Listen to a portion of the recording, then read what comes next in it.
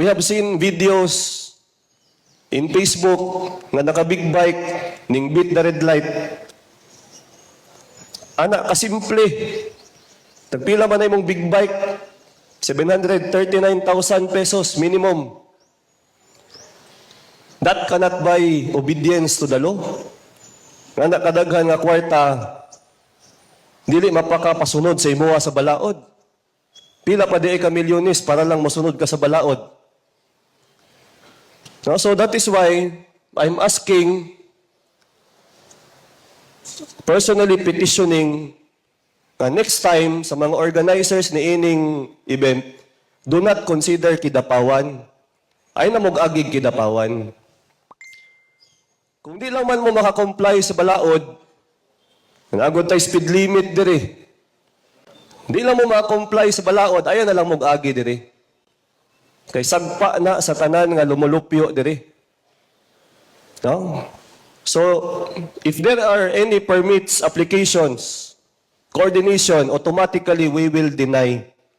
Regardless kung unsa man ang event o kinsa man na, unsa ba na ka VIP na mga tawhanan na.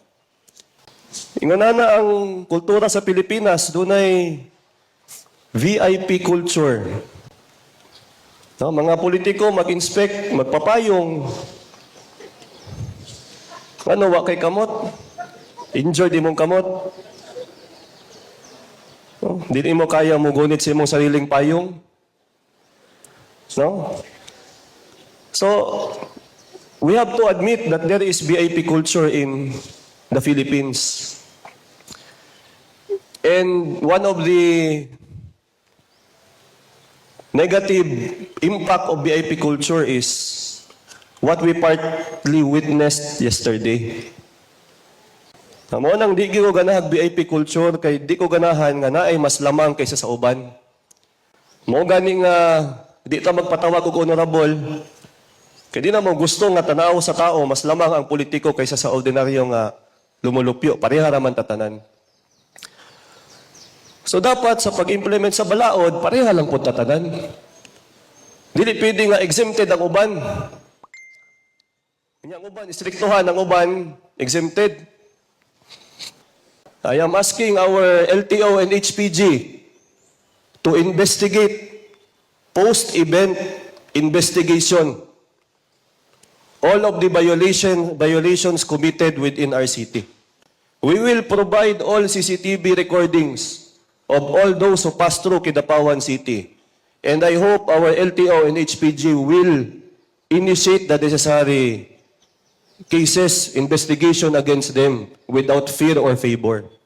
We will wait for your action on all of the violations, not only in Kidapawan City, not only in the province of Cotabato, but in the entire Region 12.